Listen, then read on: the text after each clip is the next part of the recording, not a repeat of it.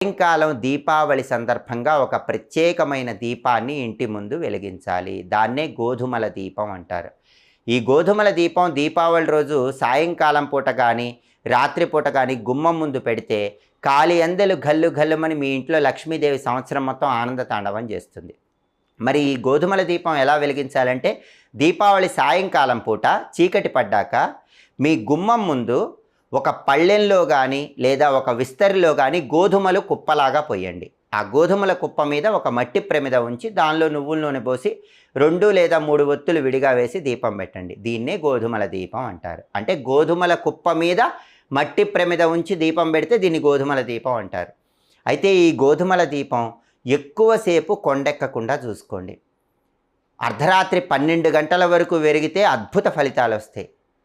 మర్నాడు సూర్యోదయానికి ముందు వరకు వెలిగితే కొన్ని వేల రెట్లు ప్రయోజనాలు కలుగుతాయి.